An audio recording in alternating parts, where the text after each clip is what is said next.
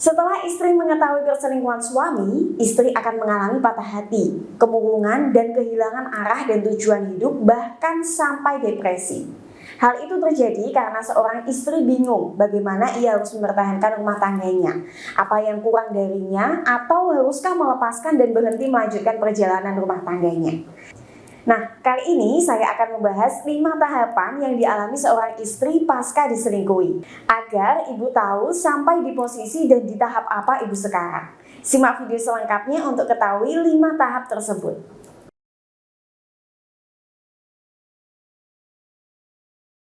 Halo teman-teman Aura, apa kabar nih? Semoga tetap dalam lindungan Yang Maha Kuasa ya. Dan tentunya saya doakan yang terbaik untuk keharmonisan rumah tangga teman-teman Aura semuanya. Nah, agar doanya sampai ke semuanya, bisa bantu subscribe, like, dan share video ini ya. Sebelumnya, teman-teman Aura bisa catat nomor konsultasi saya di 081129333359 untuk mendapatkan layanan konsultasi dan buka aura secara profesional.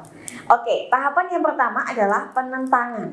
Ketika ibu mengetahui suami selingkuh, hal yang pertama kali ibu lakukan adalah menentang, tidak terima, dan menolak kejadian tersebut. Dalam kondisi ini, ibu tidak bisa menerima kenyataan bahwa suami ibu selingkuh. Selain itu, ibu juga bingung dan tidak tahu harus melakukan tindakan apa.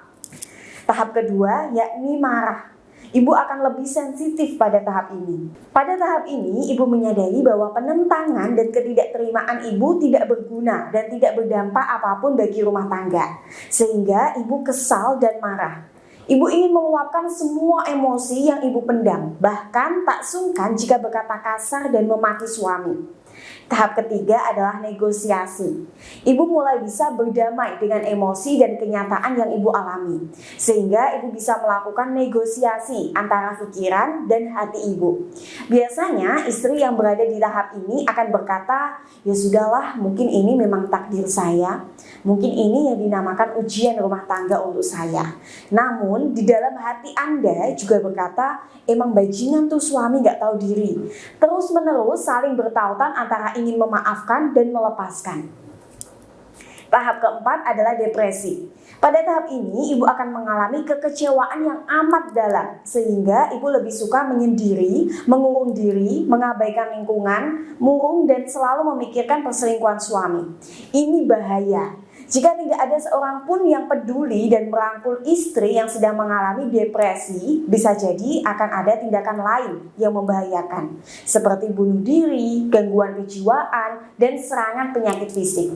Namun, jika seseorang yang sedang alami depresi bertemu dengan konselor yang tepat, maka tentu ia bisa menyembuhkan luka batinnya perlahan-lahan dengan bantuan konselor.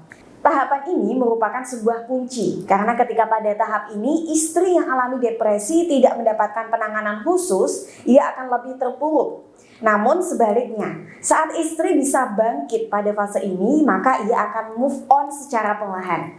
Oleh karena itu, jika ibu sedang dalam fase ini, selamatkan diri ibu dengan hubungi nomor 081129333359. Dengan menghubungi nomor tersebut, ibu akan saya bantu untuk mencari solusi dan jalan keluar bagi permasalahan rumah tangga ibu.